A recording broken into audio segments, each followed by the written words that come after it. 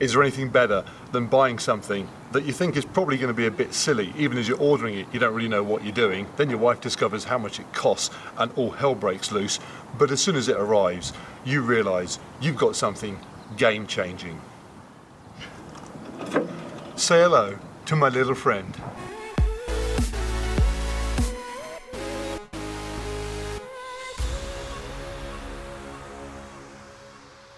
For those of you who do not have all day to be watching me on the internet, know this. The Torque Tank M1 SLED is brilliant and expensive, and you probably don't need it. But if you do buy it, you'll love it and gain from having it.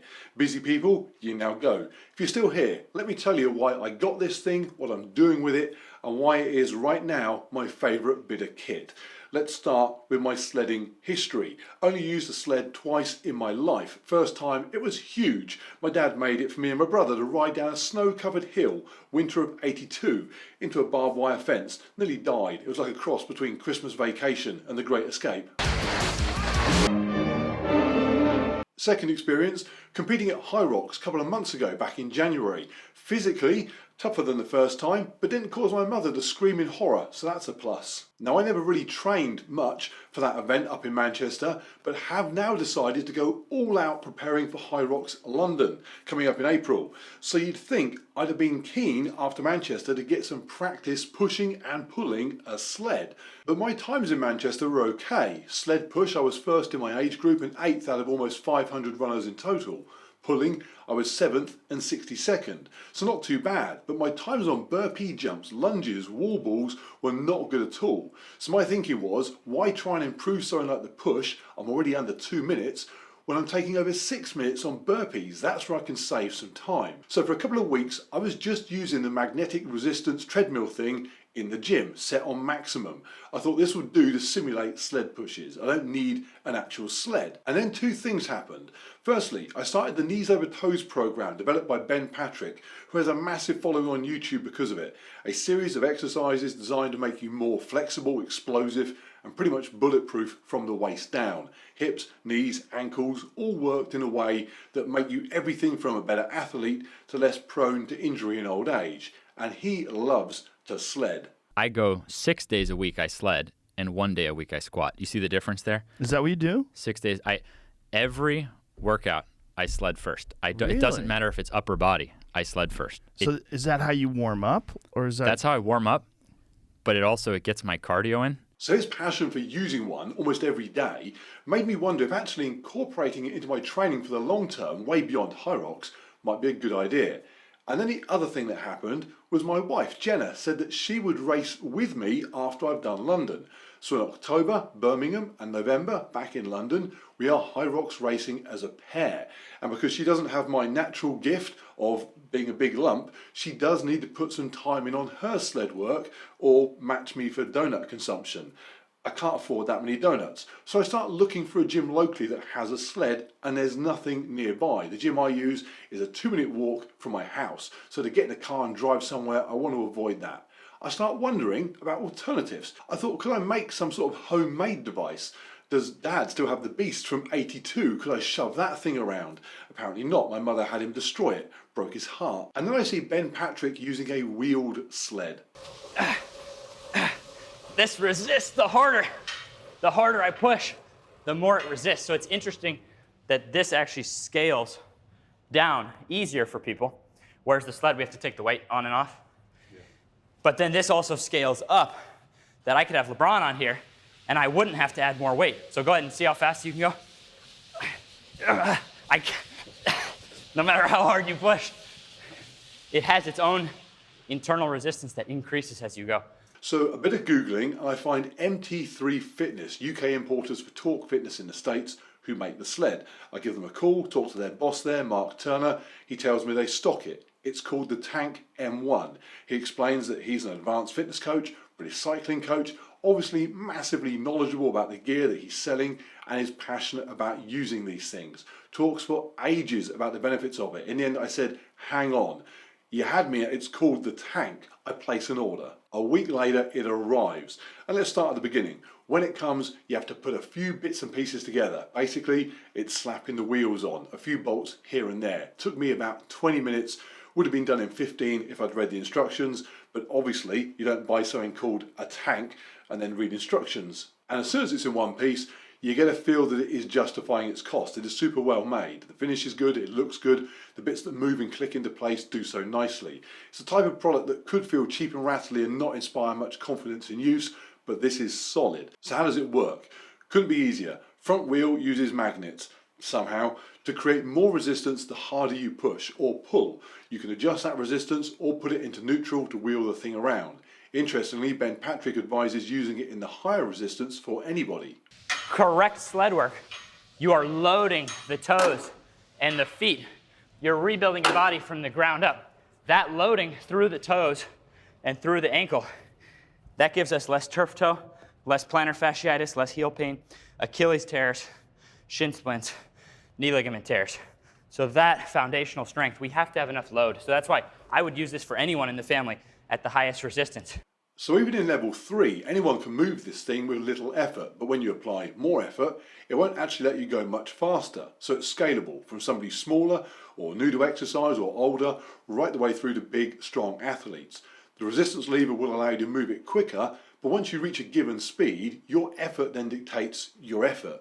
The rest of it is pretty simple. The handles flip around if you want to position the grips differently. There's a little pop-up bar at the front so you can hook your rope on if you're going to be doing pulling with it or pushing from a lower down position, and there's a pin in the middle to sit a weight plate above. So before I talk about how I'm using it, let's just quickly talk about adding weight on it.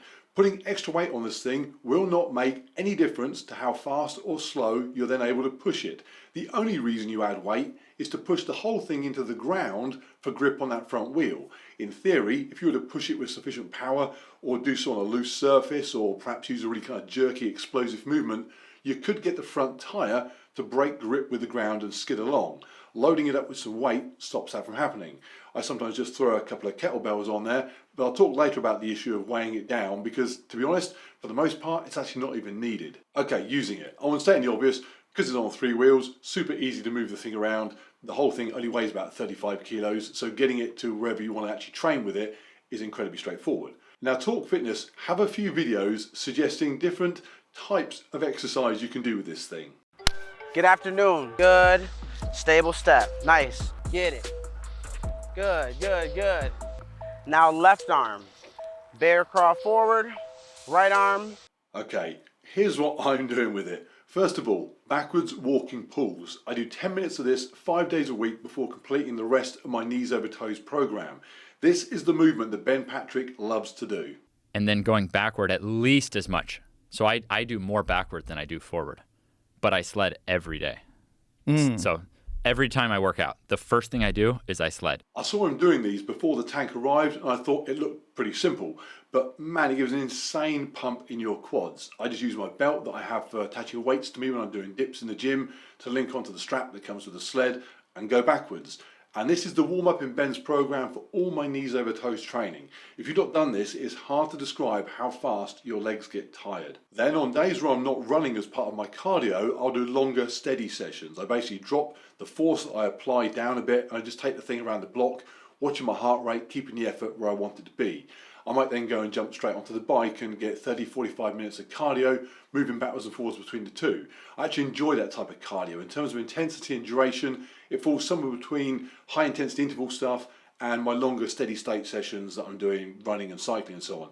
They often go way beyond the hour. This makes a really nice change. And then I would do stuff that is quite specific to high rocks. So maximum effort pushes, just driving as hard as I can, and also maximum effort pulls. Clip the rope on the front and haul the thing in.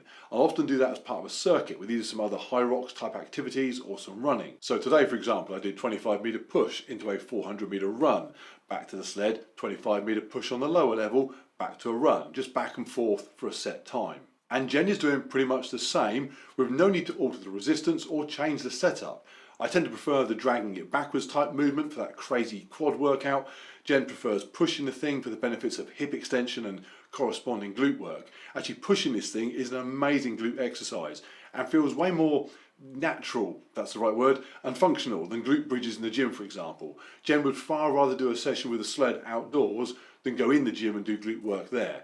There's something very primal about just pushing something along. It's a bit like deadlifting, lifting things up, pushing things, those are movements that we are supposed to be able to do, and often just know how to do, even the people that have never been in the gym. As a trainer, you could stick somebody new to exercise on here and with a few pointers have them give it some effort in a way that you probably couldn't do with something like squats in the gym. And as Ben Patrick says, whether you are going forwards or going backwards, you are hitting parts of the body from the ground up in a way that a lot of other exercises just don't do, especially down at the feet. Up on your toes, exerting force, that is hitting your ankles, your Achilles, or the musculature of your foot in a way that little else does. And lastly, there is no negative part of the rep with a sled. Most exercises have a positive contraction and then you resist against the negative. So for example, you pick up a deadlift and then you resist on the way down. And the negative is where a lot of the muscle damage and therefore the delayed onset muscle soreness comes from. You don't have that here though, it's all positive movement, no negative. So you can get some real volume in without the muscle damage that corresponds with negative movements, and therefore less chance of injury. It's why Ben Patrick says he's fine using the sled almost every day. It's a lot easier to overdo exercises, and it's the crazy, impressive exercises I can do that get views on posts. The sled is not interesting. Right. But the sled is what I've definitely done more than any human being over the last 10 years. So what is the downside? It is not the smallest piece of gym equipment, that's for sure. You're going to need somewhere to store it. They make a wall bracket, haven't fitted mine yet. It just squeezes in between a couple of the bikes in the garage. But even with a bracket up, you still need space for that on the wall. You need somewhere to use it as well. On the one hand, it's super easy to take where you want. If you were, for example, a personal trainer, go and see a client, how awesome, just pick this thing up, chuck it in the boot of your car and take it. But on the flip side, if you live in an apartment block, you aren't going to want to be taking this up and down the stairs every day. What else? You can't use it when it's pouring with rain, unless you've got a gigantic indoor space, I guess. That's about it, to be honest. Leaving just the price to talk about. Over £1,000 extra if you want the rope and the wall bracket, so not a cheap setup. But it's not a cheap piece of kit, and most good stuff isn't. When you compare it to other things like my exercise bike, it's way cheaper than that. My road bike, a lot cheaper than that. Cheaper than decent treadmills. In fact, it's not much more expensive than my Garmin watch. So these things are all relative. I'm using it 5 days a week and getting an awful lot out of it. I've bought cheaper things in the past that I now use less, and that's the sort of purchase that I regard as poor value, not the sled. I like it a lot. Actually, the only thing I'd change about it is a bit of a design issue. I said before, you can weigh it down. When you're pushing it, your weight, and so the force is traveling down through that front wheel into the ground. Unless you're on a very loose surface, that wheel is not slipping whether the thing is weighted or not. Even more so if you're pushing it from the front straight into that front wheel. But when you're pulling, the force is travelling slightly away and up from the ground. And if you do so very aggressively or with explosive movements, you could get some skipping around of that front end. Hence the weights help there. But the weights are set back from that front wheel. It's a pity there isn't some sort of space to actually load up the front ahead of where it needs to grip. But to be honest, that is a really minor thing. Okay, the Tank M1 SLED. Knees, longevity, high rocks prep, cardio, his and hers use. Ticks all my boxes. If you've got a question, stick it in the comments, or even better yet, just give Mark at MT3 Fitness a call. I'll put their details in the description. Right, we're done. I'm out of here. I've now got to go ask my mother for photographs of that old sled without my dad finding out and it bringing up bad memories. He loved that thing.